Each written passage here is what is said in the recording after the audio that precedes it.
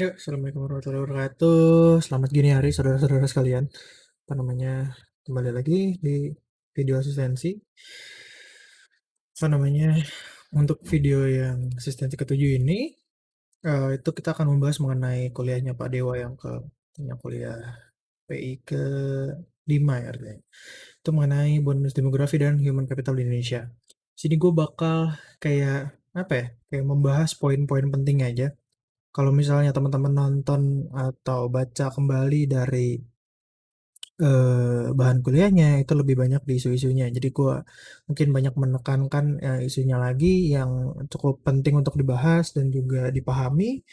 Apa namanya? Ketika nanti ujian, umumnya biasanya dikasih apa namanya? Case yang baru biasanya seperti itu. Apa namanya? Atau ya mengulang aja. Jadi fundamental yang teman-teman harus kuat ya.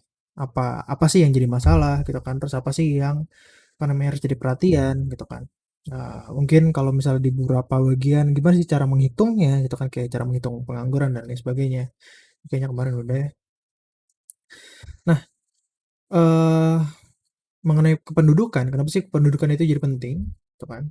Kalau misalnya teman-teman ingat di makro, kalau misalnya teman-teman ingat apa namanya, di mikro juga sih, apa namanya di PE bahwa labor merupakan salah satu input dari produksi.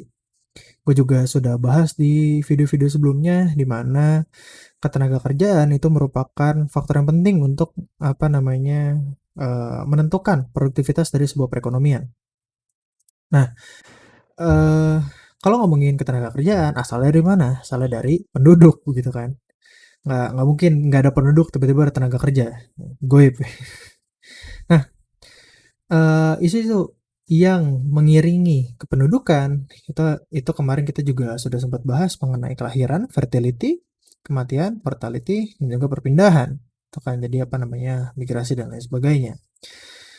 Nah, kependudukan apa namanya dari awal apa topik besarnya itu ada kelahiran, kematian dan perpindahan penduduk.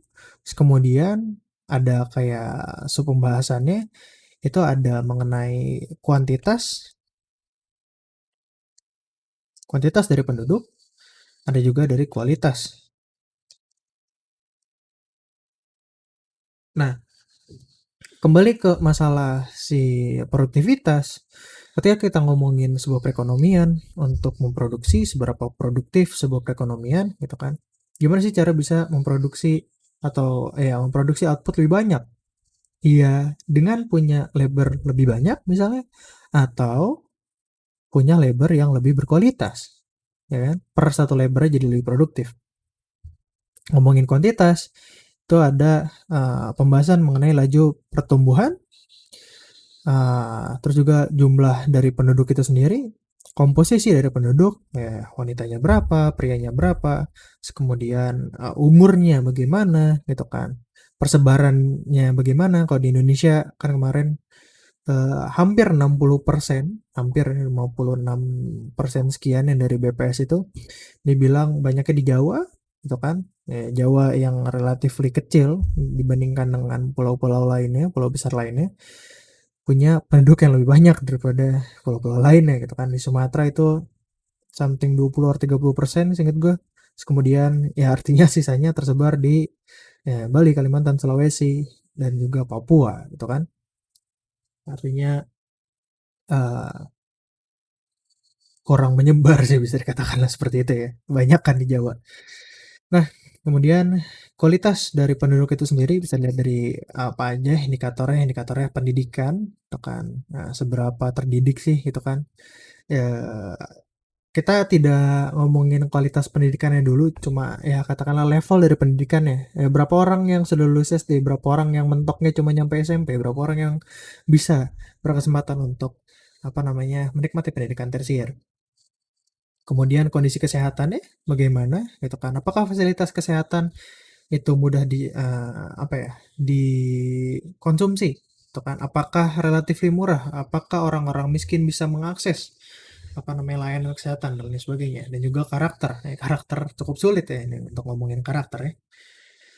Nah, kemudian kuantitas dan kualitas ini apa namanya akan menentukan, apa namanya, di pasar tenaga kerjanya bagaimana gitu kan. Masalah supply dan demand-nya, ya supply-nya biasanya masalah dari kuantitas begitu kan, terus dari sektor apa, mereka pendidikannya di mana, terus sektor apa mereka menawarkan tenaga kerjanya. Terus kemudian kualitasnya, itu menentukan produktivitas dan secara nggak langsung akan memengaruhi demand-nya, ya kan. Nah, kemudian daya saingnya bagaimana, nggak cuma dengan antar, apa namanya, di antara, penduduk Indonesia itu sendiri, tapi dengan sekarang karena, mudahnya apa namanya, tenaga kerja asing untuk masuk ke negara kita, not necessarily bad, things gitu kan, tapi itu, apa namanya, menjadikan kita harus jadi lebih kompetitif lah dibandingkan mereka gitu kan. Terus bagaimana ketimpangan, ketimpangan, kemarin di apa namanya, proses distribusi gitu kan, itu ada apa namanya, ada hubungannya dengan, komposisi, penyebaran gitu kan, dan juga dari kualitas juga sih gitu kan. Biasanya yang lebih berpendidikan itu umumnya punya pendapatan lebih tinggi gitu kan, dan lain sebagainya. Terus juga kemudian lingkungan, lingkungan apa nih gitu kan, ya nggak cuma lingkungan yang masalah lingkungan kesehatan, apa namanya, oh bersih atau enggak dan lain sebagainya, tapi juga lingkungan sosial itu kan. Terus bagaimana mengenai perumahannya, ya di Jawa banyak perumahan sekarang itu kan, terutama kota-kota gede, katakanlah Jabodetabek. Dulu rumah-rumah sedikit, orang banyak beli rumah di Bogor gitu kan. Sekarang Bogor juga udah jadi pusat apa namanya, ekonomi gitu, makin geser apa namanya ke Kabupaten Bogor gitu kan. Dulu Depok perumahan untuk orang-orang di Jakarta, masih hutan sih sebenarnya.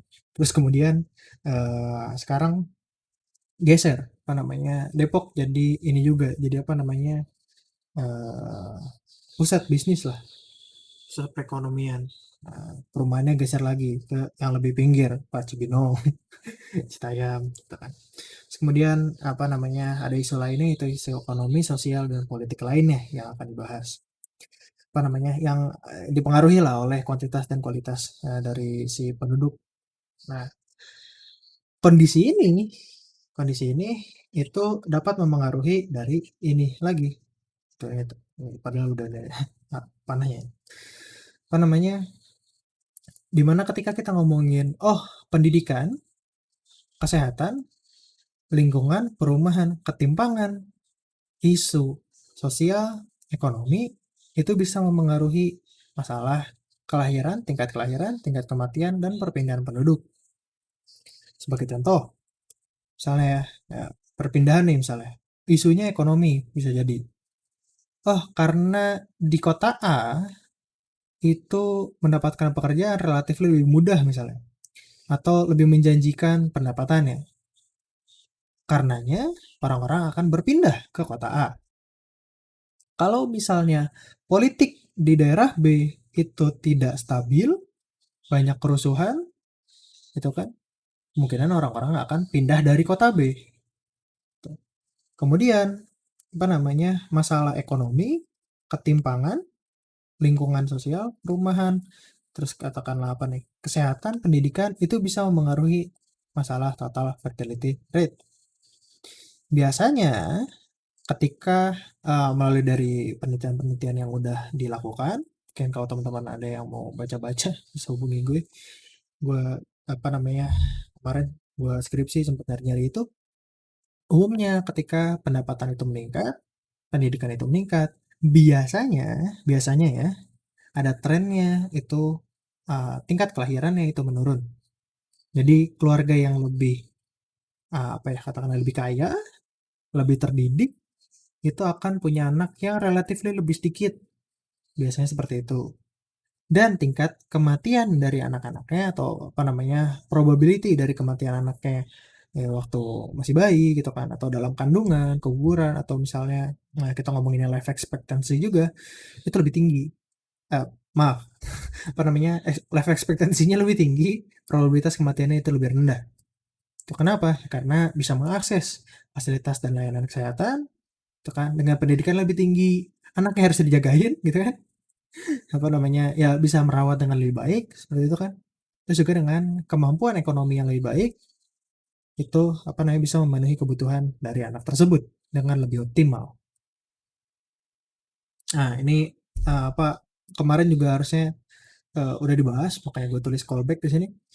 Eh, Umumnya pada kondisi awal itu death rate itu tinggi, jadi per 1000 orang per tahunnya itu hampir ada 40 orang yang meninggal gitu.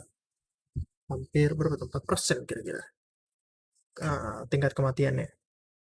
Nah, apa namanya, pertumbuhan penduduk ya tetap terjadi, ya, pada negara-negara miskin tetap ada pertumbuhan penduduk kayak gitu kan. Kalau dilihat-lihat dari datanya, kenapa nih? Oh ternyata birth rate-nya juga tinggi. Ya kalau misalnya kalian melihat susunan keluarga kalian mungkin bisa melihat bahwa apa keluarga ibu bapak kakek nenek kalian itu relatif biasanya ya nggak semua mungkin relatif itu pada punya anak banyak tuh birth rate-nya tinggi. Padahal umumnya pada zaman dulu itu standar hidupnya itu lebih rendah daripada kalian sekarang yang sedang nonton video ini. Nah, apa namanya? Tapi death rate-nya juga tinggi.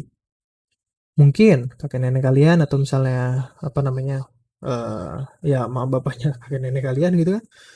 Itu banyak mengalami keguguran atau anaknya meninggal atau saudaranya yang meninggal dan lain sebagainya gitu. Kenapa? Ya, karena konsumsi layanan kesehatannya gitu kan. Fasilitas kesehatan lebih sulit untuk dicapai, di apa ya? Bukan dicapai bahasanya apa ya? Ya lebih sulit lah untuk di apa yuk? Dikonsumsi. Ya itulah ya. Ya nggak tercapai lah untuk apa namanya orang-orang yang kalangan bawah biasanya seperti itu. Relatively mahal. Nah, tapi kemudian setelah terjadi transisi atau apa namanya transformasi struktural gitu kan, birth rate-nya itu relatively masih tinggi tapi ada tren yang menurun. Nah, ketika kita jadi lebih kaya, itu kan kita lebih berpendidikan, biasanya yang turun adalah death rate-nya dulu. Kenapa? Karena pemenuhan gizinya bisa dipenuhi secara optimal, layanan dan fasilitas kesehatan dapat dijangkau. Dijangkau. Apa namanya, dapat dikonsumsi dengan lebih mudah. Seperti itu. Ini ada contoh-contoh negaranya juga di sini per tahun berapa ini.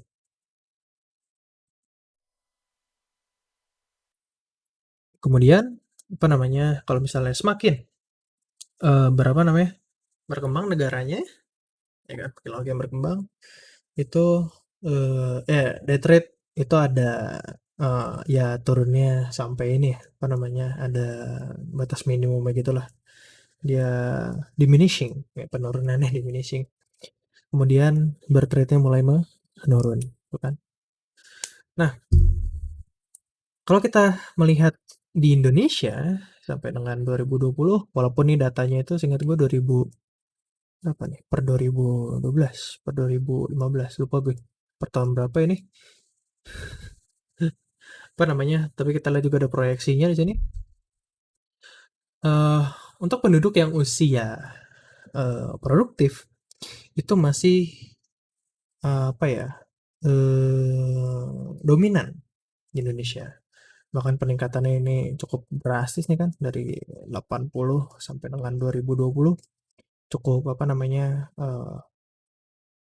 bukan bukan landai ya, terjal. Nah, kemudian sini pertambahannya mulai landai gitu kan.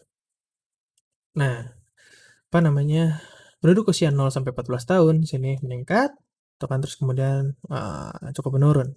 Nah, ya mereka graduate ke sini gitu kan. Nah, sebenarnya penurunan ini yang udah mulai menurun nih kira-kira dari 2010 atau dan diproyeksi sampai dengan selanjutnya itu menurun, artinya selain mereka graduate, ya mereka naik ke usia kerja, gitu kan. Nah, bisa dikatakan bahwa yang naik ke usia kerja itu lebih banyak daripada yang lahir. Jadi, diproyeksikan bahwa kelahiran itu akan menurun. Jadi mungkin nanti di angkatan-angkatan kita mungkin satu keluarga secara rata-rata akan cuma punya 2 atau 1 anak, secara rata-rata ya. Sekarang kalau di Indonesia secara rata-rata itu, eee, bentar, gue lupa ini anak atau anggota keluarganya itu ada 3 atau 4, 3 sampai 5, itulah. Jadi mungkin di apa namanya, di masa kita mungkin akan berkurang, diproyeksikan seperti itu. Tuh, prediksi ya, Mama Loren nih. Nah, sementara usia lanjutnya itu akan semakin meningkat. Kenapa? Selain dari graduate yang dari sini gitu kan, lulus ya, lulus dari usia kerja terus mereka kalau masih hidup masuk ke sini gitu kan. Nah, apa namanya, life expectancy yang meningkat meningkat itu, apa namanya, meningkatkan pula probabilitas dari mereka lulus ke sini, gitu. Kalau misalnya sebelumnya ketika life expectancy rendah, terus mereka, apa namanya, probabilitas untuk, maaf, meninggalnya itu relatif tinggi, ya, apa namanya, probabilitas lulusnya itu kan lebih rendah ya. Nggak sempat lulus sudah nggak ada duluan gitu, udah lewat. Nah, sekarang, apa namanya, diproyeksikan ketika, Indonesia menjadi lebih baik, apa namanya, life expectancy-nya meningkat, gitu.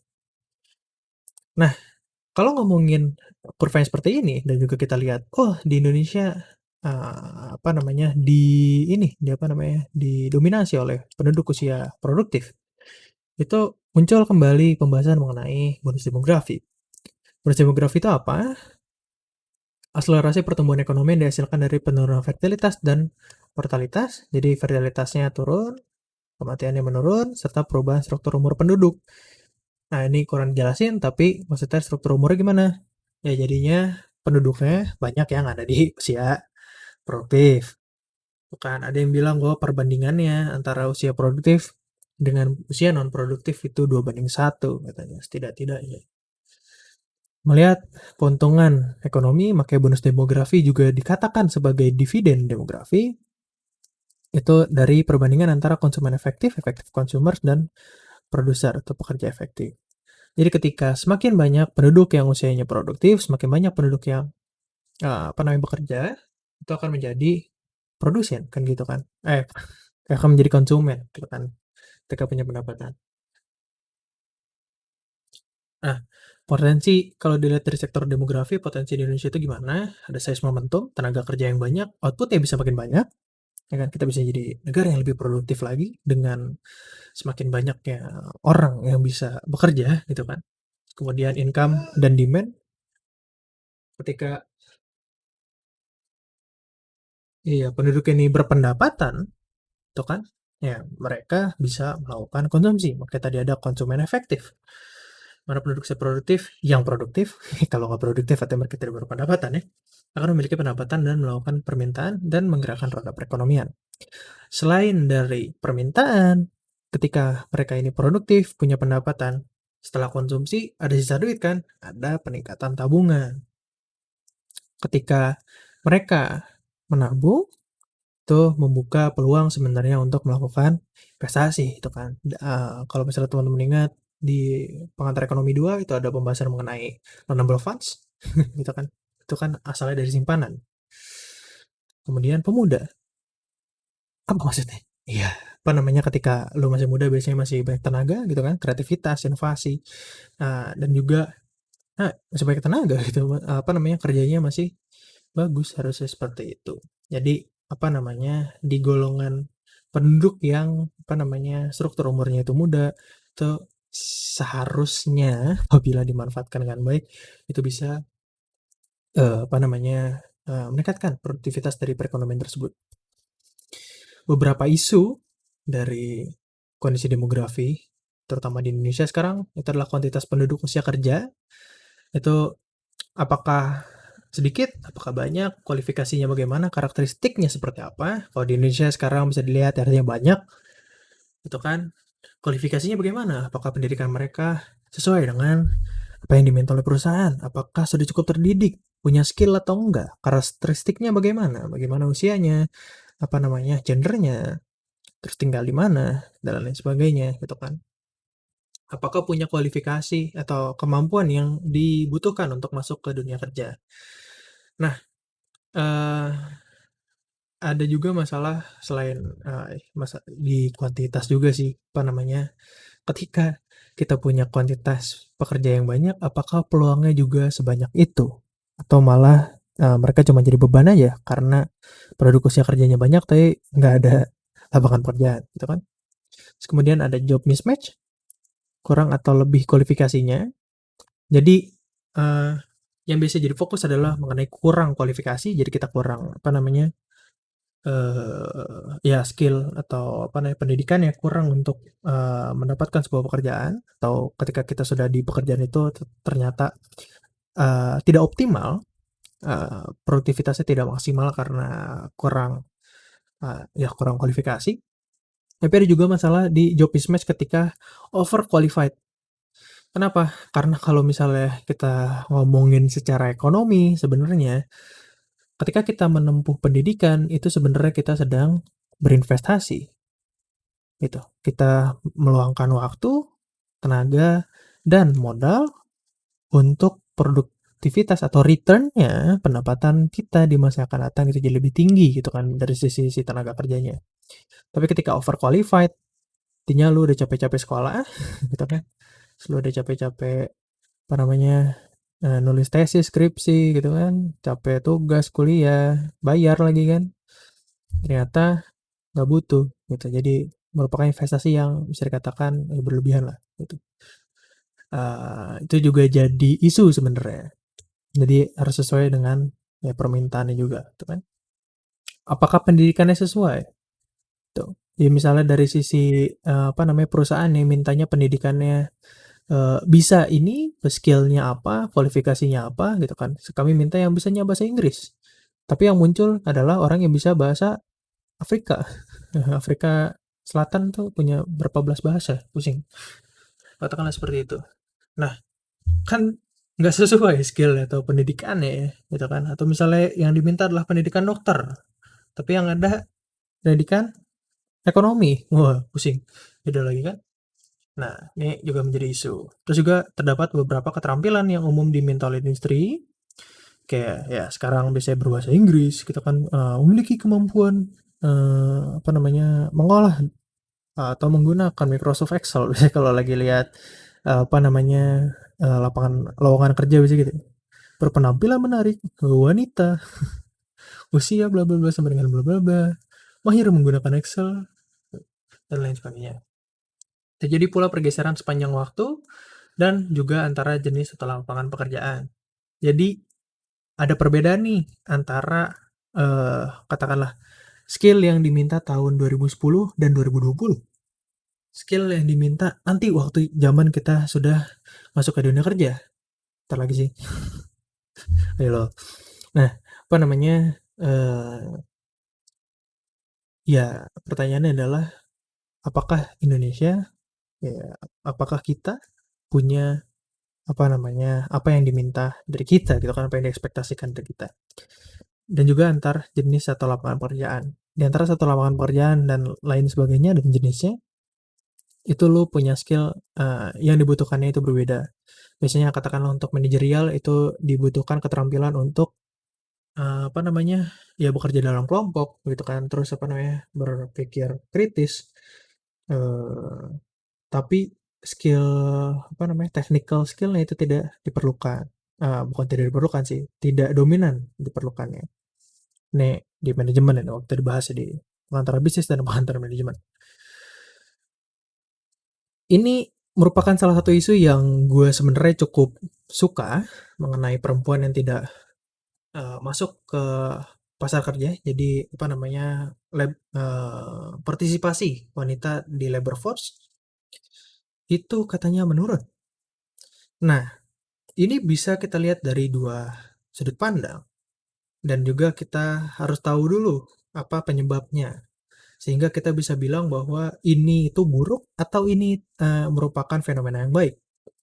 Kalau misalnya kita mau lihat buruk, artinya di Indonesia semakin banyak terjadi apa ya, diskriminasi terhadap pekerja wanita, itu kan. Sehingga wanita menjadi lebih sulit untuk masuk ke pasar tenaga kerja.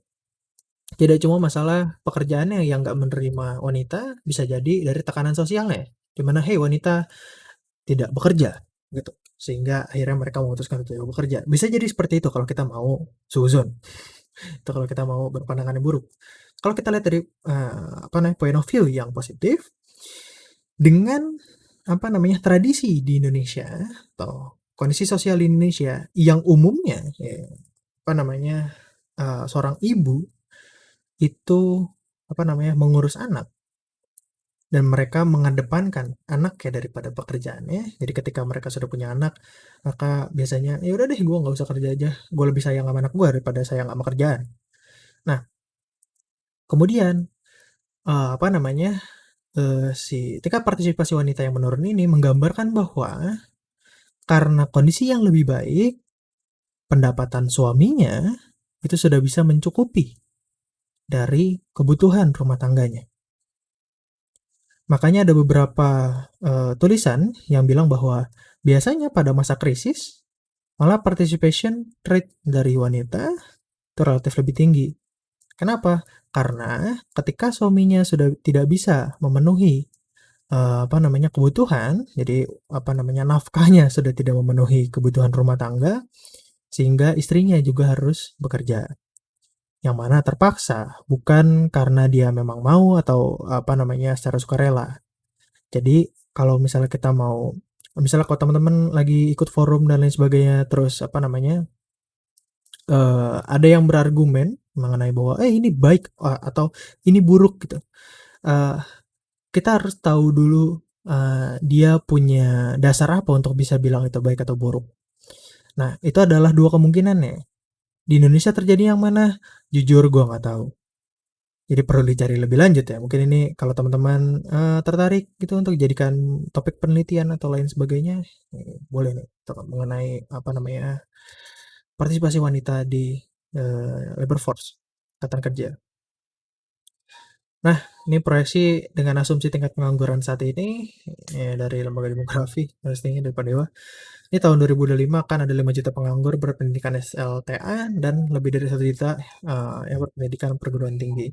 Jadi apa namanya ini juga yang merupakan salah satu isu mengenai apa namanya ketenaga kerjaan. Jadi dengan apa namanya semakin banyak orang yang lulus SMA, lulus kuliah, sehingga semakin meningkat gitu kan supply tenaga kerjanya. Pertama, apakah ada demand tenaga kerjanya? Kedua, apakah mereka yang lulus tersebut memiliki kualifikasi gitu kan untuk diterima di ya dari demand tenaga kerja tersebut gitu kan. Ngapain lu lulus SMA, ngapain lu lulus kuliah kalau nggak punya skill? Kan seperti itu ya. Nah, kemudian ada juga isu mengenai perkembangan teknologi dan pergeseran tren dalam pasar tenaga kerja. Dengan konektivitas yang semakin ya mudah gitu kan, lu bisa terkoneksi dengan dunia luar ketika bahkan lu di pinggiran kota atau kan ya atau misalnya lu udah mau ke hutan itu lu masih bisa terkonek walaupun sulit gitu kan. Dan lu bisa tetap tahu informasi mengenai dunia walaupun lu lagi di luar rumah. Itu biasanya dulu orang cuma tahu dari rumah kan dari TV. Sekarang lu bisa dapat info dari internet dan lain sebagainya. Nah, dan kemudahan lain yang diberikan oleh teknologi yang semakin berkembang dan terjangkau, makin murah, memberikan akses cloud teknologi kepada banyak orang. Lebih jauh, peran big data dan potensi analisis tingkat lanjut terus meningkat. Ya, big data ini sebenarnya kalau misalnya kita dari sisi akademis, oh kita bisa melakukan analisa atau penelitian atau ya kita bisa mengungkap mengenai manusia lebih lanjut gitu kan, tentang interaksi sosial dan lain sebagainya. Tapi secara nggak langsung sebenarnya kalau misalnya gue lihat dari sisi konsumen, wah data kita makin banyak yang diupload dan terus dipakai sama orang-orang gitu kan. Nah, karena adanya apa ya kemudahan akses informasi tersebut, pastinya ada perubahan dari ketenagakerjaan. Informasi mengenai pekerjaan sekarang lebih mudah untuk diakses. Ya, lu sekarang nyari lowongan kerja, lowongan magang gampang banget di internet, menjadikan pasar semakin transparan. Kalau dulu, apa namanya, ada lowongan pekerjaan nggak? Tuh kan, jangan bilang-bilang dulu lah keluar, gue mau masukin temen gue, gitu kan, atau masukin anak gue, misalnya gitu. Sekarang, apa namanya, kelihatan lebih relatively lebih transparan. Nah, selain itu, sekarang mudah berganti pekerjaan, fenomena job hopping. Ini sebenarnya jadi concern petinggi-petinggi FE katanya, karena alumni banyak yang job hopping katanya. Nah, terus kemudian ada apa namanya, mengenai otomatisasi, itu semakin marak, struktur organisasi dan perusahaan berubah dengan skala yang besar. Jadi kalau dulu mungkin perusahaan banyak yang relatif kaku, birokrasinya ribet, sekarang banyak perusahaan-perusahaan yang relatif lebih mudah. Di antara CEO dan apa namanya, staf magang bisa ngobrol dengan santai dan bertukar pikiran dan lain sebagainya. Nah, karena perkembangan ini terjadi juga pergeseran dari si tenaga kerja. Tuh, oh dibutuhkan orang yang awalnya yang bisa kerja tepat waktu, bisa fokus dan lain sebagainya. Sekarang mungkin skillnya yang diminta adalah bisa berkomunikasi, bisa apa namanya berpikir kritis, gitu kan, dan bekerja dalam kelompok, misalnya gitu ya. Sekarang gitu ya permintaannya. Nah, dengan berubahnya kondisi terdapat pekerjaan yang hilang atau pekerjaan yang muncul. Ini dari materi bapaknya, contohnya ada apa namanya operator telepon sekarang semakin sedikit. Terus gua nggak tahu nih Bowling Alley sama film Alley Boy, Delivery Boy, gua nggak tahu. Nah, terus mungkin apa ya yang zaman dulu ada sekarang kurang. Salesman, suka ngetok-ketok rumah untuk jualan. Suka banyak gue bisa banyak baca di komik yang ada di koran koran gitu sih. Cuma gue nggak pernah ketemu secara langsung. Terus tapi di masa lalu ada pekerjaan yang muncul yang awalnya nggak ada di masa lalu. Contohnya adalah telemarketer, web developer, UI atau UX designer, gitu kan. Atau kalau misalnya kita mau lihat sekarang, ketika kalian nonton ini di YouTube, ada pekerjaan yang dinamakan YouTuber atau streamer. Terus kemudian mereka punya staff, ya kan? Tim apa namanya? Kreatifnya, video editornya dan lain sebagainya. Yang mana pekerjaan ini mungkin nggak ada or tidak marak di ya zaman-zaman dulu. Apalagi zaman ketika belum ada internet atau internet belum semasif sekarang. Terus ada beberapa pekerjaan yang mungkin akan hilang di tahun-tahun ke depan. Ya gampangnya pikirin aja kira-kira apa namanya pekerjaan apa yang sudah bisa digantikan dengan ini apa namanya teknologi sekarang. Yang sekarang lagi rame adalah data analis, system engineer, dan creative workers. Ya, kreatif kan lagi rame. Nah, kalau misalnya dulu hiburan itu cuma ada di TV, makanya artis upahnya mahal. Sekarang orang udah jarang nonton TV, nontonnya YouTube, Netflix, itu kan. Terus apa namanya, ya lain sebagainya lah ya. Twitch mungkin kalau teman-teman ada yang suka nontonin streamers, artinya demand-nya ke situ. Ya, mereka yang digajinya lebih gede gitu kan. Ya. Lebih sesuai lah sama selera kan. Kalau TV kan sinetron lagi, itu kan tabrakan, stufi dulu. Nah, sekarang ada fenomena mengenai contingent worker. Contingent worker itu pekerja yang bisa dibilang lah tidak terkontrak, pekerja bebas lah gitu. Biasanya contohnya itu pekerja kontrak, pekerja temporer, outsource, on-call workers, independent contractor, freelance atau free agents. Atau gue ngambil dari HCM Works. Itu contingent worker itu didefinisikan sebagai freelancer, independent contractor, consultant, or other outsource and non-permanent workers who are hired on a per project basis. Jadi dia kerjanya berdasarkan proyek. Makin ramai sekarang kan yang kayak gitu kan.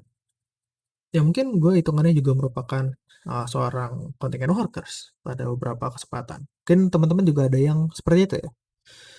Nah, mereka bisa kerja relatif lebih mudah, itu kan apa namanya lebih tidak terikat lah, itu kan. Terus discounts the high value nature and complexity of today's contingent workforce. Contingent workers are highly skilled expert in their fields. Katanya sih seperti itu. Ini kayaknya yang terakhir nih belum tentu juga, gitu kan. Tapi iya banyaknya seperti, apa namanya, mungkin kalau kita lihat yang terkenal nih, ya begitu kan. Di mana ya mereka, yang dipanggil kerja adalah yang memiliki skill yang dibutuhkan, gitu kan, di bidangnya masing-masing. Misalnya kayak, "Eh, apa namanya, kami sedang butuh jasa," katakanlah, eee, misalnya untuk renovasi rumah atau project, apa namanya, bikin rumah. Oh, misalnya, arsiteknya, set, bikin gambar, eee, apa, ngejelasin bla bla bla, selesai. Terus pas bangunnya dia udah bodo amat gitu kan, projeknya udah selesai, dibayar, terus udah nggak punya, ikatan lagi dengan, apa namanya, ya project tersebut. Atau misalnya, sekarang kantor-kantor misalnya bikin project penelitian, terus kemudian setelah penelitian itu selesai, bubar, dibayar, selesai, udah nggak ada lagi, gitu kan, dan lain sebagainya. Nah, eee, apa namanya, itu tadi mengenai ketenagakerjaan. Nah, terus salah satu pembahasan juga pada kuliah kemarin itu adalah mengenai konsumsi. Ingat bahwa ketika terjadi, apa namanya, pergeseran, apa namanya, transformasi struktural, itu ada pergeseran dari konsumsi. Nah, ini datanya dari tahun 2000 dan 2015 dibandingkan dari Susenas, bahwa konsumsi relatif, secara total gitu, dari total konsumsi, konsumsi untuk perumahan itu meningkat. Jadi pengeluaran untuk perumahan itu meningkat. Bukan artinya orang-orang makin banyak beli rumah, bisa jadi karena rumah harganya makin mahal aja gitu kan. Ini perlu dicari tahu juga nih. Nah, belanja barang dan jasa lain yang bukan makanan itu meningkat jauh nih, 4 kali lipatnya kira-kira. Tapi pendidikan itu turun dibandingkan dengan pengeluaran, bukan artinya ini negatif. Kenapa? Karena kalau kita lihat trennya dari 2000 sampai dengan 2015, waktu itu seingat gue ada datanya sampai dengan 2012 di kuliah sebelumnya, silahkan dicek lagi aja. Itu kita lihat, eee, relatively, pendidikan itu semakin baik kondisinya. Tapi kenapa di sini pengeluarannya makin kecil?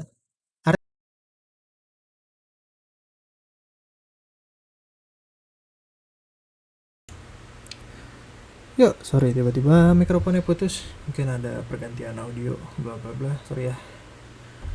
Nah, apa namanya? Tadi di masalah pendidikan itu mungkin apa namanya? Pengeluarannya relatively sama. Jadi pertumbuhannya nggak terlalu tinggi, tapi kebabat sama pertumbuhan yang lainnya. Jadi katakanlah biaya sekolah, katakan misalnya awalnya katakanlah SPP 500.000 sebulan. Terus kemudian di 2015 katakanlah 700.000, misalnya seperti itu ya. Artinya naiknya 40%, ya 2/5. Tapi dalam 15 tahun ini pengeluaran untuk barang, terus untuk perumahan, untuk pajak dan lain sebagainya tumbuhnya lebih banyak. Tuh, jadi apa namanya, kalau dibandingkan dengan yang lain, proporsi per konsumsinya itu kan relatif terhadap total konsumsi itu dia turun. Jadi bukan artinya pengeluarannya secara nominal itu turun, tapi proporsinya menurun. Sini juga health itu mungkin bisa dikatakan apa namanya, bukan masalah kita tidak mengkonsumsi health sebanyak pada tahun 2000, bisa jadi karena kesehatan lebih murah sekarang, layanan dan fasilitas kesehatan lebih murah, lebih terjangkau tuh, atau ya apa namanya, memang pertumbuhannya nggak setinggi dari yang lainnya. Itu aja sih sebenarnya. Nah, ini penutupnya, membangun masa kritis sumber daya manusia yang memiliki pendidikan dan keterampilan tinggi akan memberikan tingkat pengembalian, ya, return yang meningkat terhadap pertumbuhan ekonomi, terutama pada saat pergeseran perekonomian menuju kegiatan ekonomi yang produktif dan berdaya saing tinggi. Itu kan tadi gue bilang bahwa apa namanya, pentingnya untuk meningkatkan apa namanya, produktivitas dari si sumber daya manusia itu sendiri, gitu kan, human capitalnya sebagai return yang gak cuma dari perekonomian secara makro, tapi juga dari per individunya. Tantangannya itu tidak hanya terkait dengan peningkatan kualitas pendidikan secara umum, namun juga pengembangan keterampilan kognitif dan teknis berkualitas tinggi yang relevan untuk mendukung pembangunan yang bergerak cepat.